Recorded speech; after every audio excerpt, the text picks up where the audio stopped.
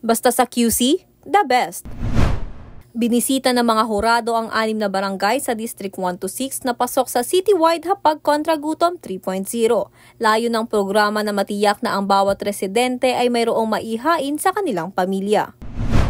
Napili na ang 8 finalists sa Cohort 3 ng Startup QC. Maaaring makatanggap ng aabot sa 1 million pesos na grant mula sa lokal na pamahalaan ang mga innovative startup companies. Mainit na tinanggap ng pamahalaan ang Japanese students na kabilang sa Cultural Exchange Program ng Quezon City at Chiba City, Japan. Binisita rin ng mga estudyante ang Barangay Payatas upang magbigay ng mga libro, laruan, toiletries at grocery packs sa mga residente. Ibinida ng Quezon City SK Federation kay Mayor Joy Belmonte ang mga programang pasok bilang finalist sa 5th Philippine Sangguniang Kabataan Awards. National finalist din ang QC SK Federation para sa Outstanding SK Council. Tinanggap ni Ms. Giana Barata ng Tourism Department ang parangal bilang isa sa 2024 Lunsod-Lunsad Awardee ng Department of Trade and Industry para sa proyektong QC Shorts Audience Development Program. Nakamit ng Quezon City Performing Arts Development Foundation Incorporated Concert Chorus ang 2 gintong medalya sa ginanap na 13th World Choir Games sa Auckland, New Zealand. Pinarangalan ng Quezon City Government ang Q-Citizen athletes at coaches na lumaban at nagkamit ng medalya sa mga sports competition sa iba-ibang bansa tulad ng China at Thailand. Sa QC, patuloy ang aksyon.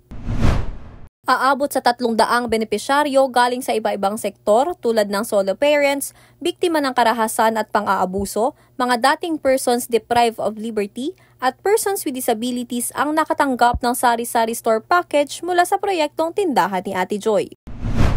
Isinagawa ng opisina ni Councilor Ali Medalla ang Make Her Space Workshop para sa mga estudyante ng Batasan Hills National High School na naglalayong palalimin ang kaalaman ng mga kabataang kababaihan sa agham at teknolohiya.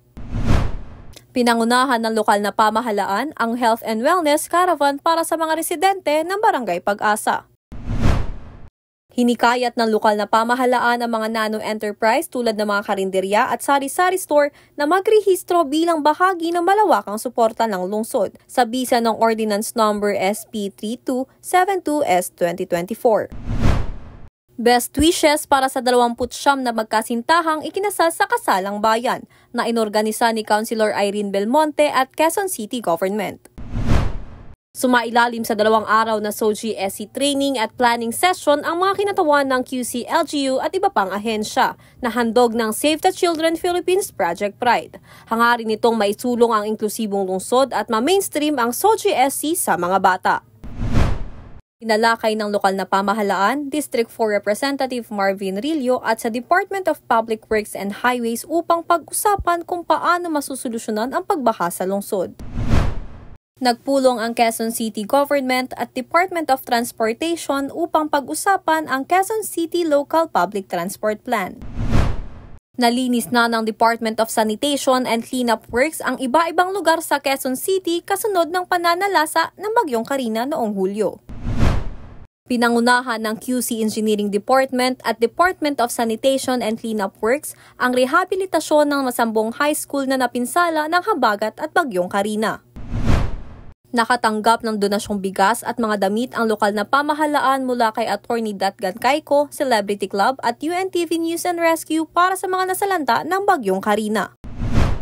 Nagsagawa ng banal na misa at prosesyon ang Diocesan Shrine and Parish of Our Lady of Mercy, Novaliches, sa pangunguna ni Novaliches Bishop Roberto Gaa, bilang bahagi ng selebrasyon ng 806th year of the apparition of Our Lady of Mercy. Nagbigay ng talumpati si Mayor Joy Belmonte at pinarangalan ang ilang alkalde sa ginanap na programa ng Kaya Natin Movement for Good Governance and Ethical Leadership Incorporated. Heads up bookworms, nasa QC na ang Big Wolf. Nakaabang ang mahigit 2 milyong libro sa mga book lover Q citizens at bukas ito hanggang August 15. Aprobado na ng Quezon City Council sa ikalawang pagbasa ang panukalang nagbabawal sa Philippine Offshore Gaming Operations. Layo ng ordinansang ito na tuluyang ipagbawal ang pogos na madalas na may kaugnayan sa mga illegal na gawain. Samantala, tinalakay naman ni Councilor Irene Belmonte ang isa pang panukalang ordinansa para sa Quezon Memorial Institutional Heritage District.